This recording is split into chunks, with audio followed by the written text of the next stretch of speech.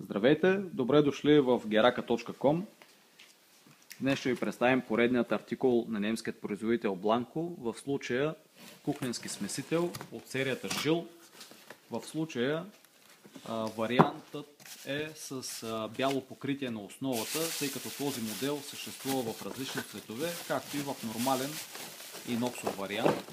Сега ще видите нагледно как изглежда вариантът му в бял цвят.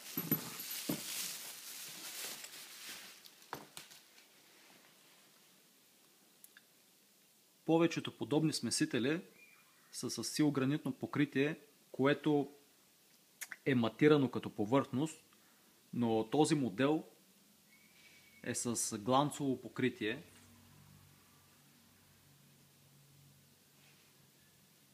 Дръжката му е семпла, тънка.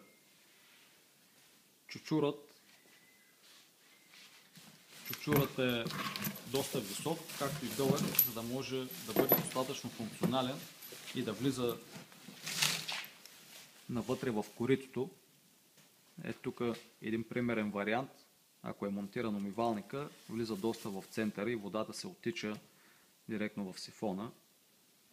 Чучура е въртелив на 360 градуса и позволява вие да изберете от кой край да поставите ръкохватката, но все пак по-удачният вариант в случая да бъде отдясно, тъй като основата на смесителя има едно скосение и чисто естетически би изглеждал доста по-добре, ако бъде монтиран последния начин. Ще задържиш ли?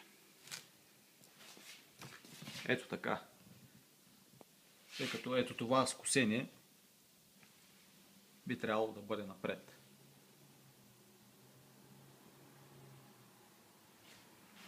Едно от предимствата на немския производител Blanco е, че произвеждат огромна гама смесители и то в цветове, също както полимерните умивалници.